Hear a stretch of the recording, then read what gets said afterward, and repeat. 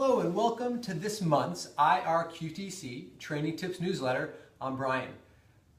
Thank you so much to everyone who commented with emails and calls last month about our Sensing Hands Training Tips newsletter that we did.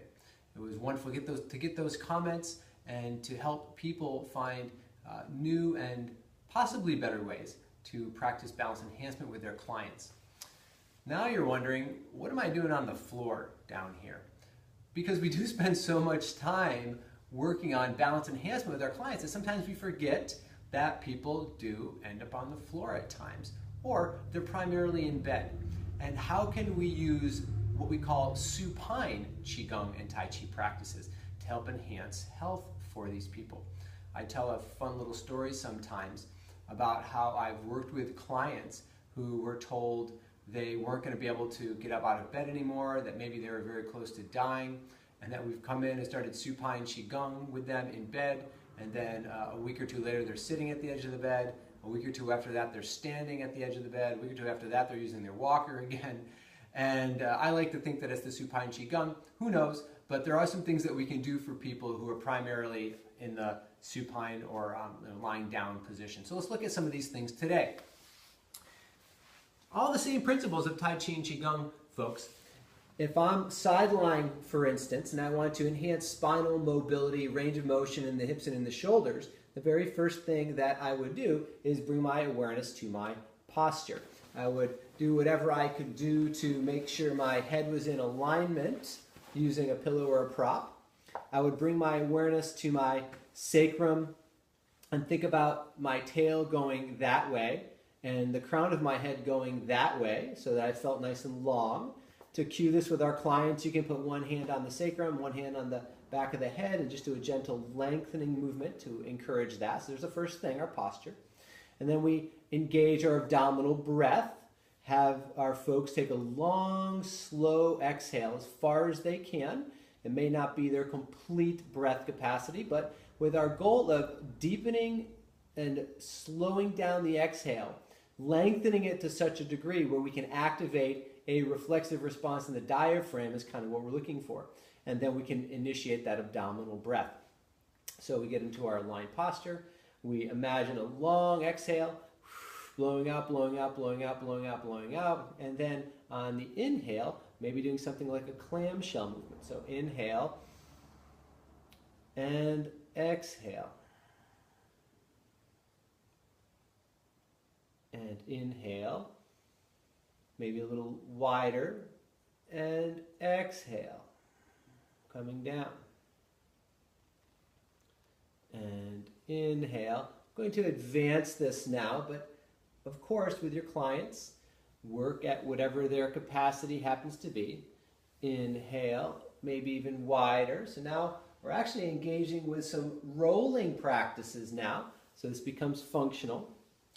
We could add in what we call the alligator opening with the hands, in breath, and out breath, long, slow out breath coming back down. And in breath, opening, and out breath.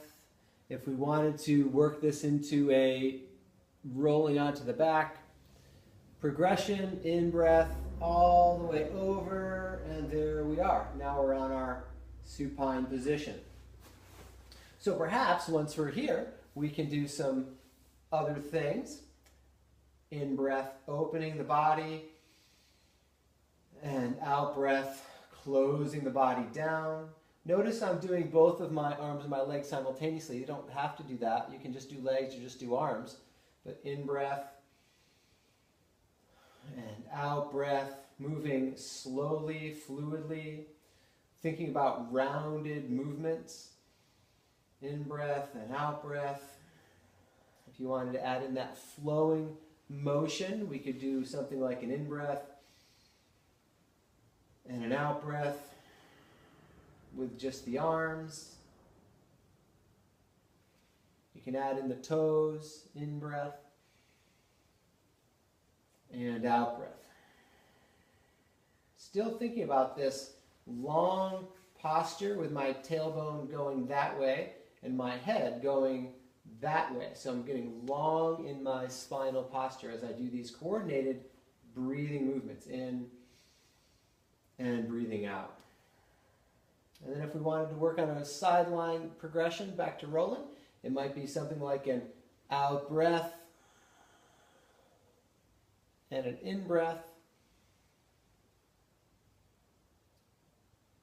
and an out breath, long out breath, and an in breath, and long out breath again, long out breath. And we find ourselves on our side again. So these are just 3 simple practices that we can add in when doing some supine Qigong for our clients who are in those positions. I also wanted to do this training today in order to lay out a new program we have out, which is called our First Aid for Backs program. You're going to be seeing some more information about this coming into your emails in the next couple of weeks. The streaming product is ready. It's ready to be used. First Aid for Backs is basically a supine Tai Chi and Qigong program, especially for people in acute back pain. It acts as the level 1 series for our Rehabilitative Tai Chi and Qigong spine and lower extremity program. We call it First Aid for Backs for a variety of reasons, which we'll be outlining in newsletters coming up very soon. So, thanks for joining me here today. Try these things with your clients and, of course, with yourself. And together, we can become the therapists that we would want to be seen by if we needed help. So, hope to see you again at a training soon, and take care. Bye-bye.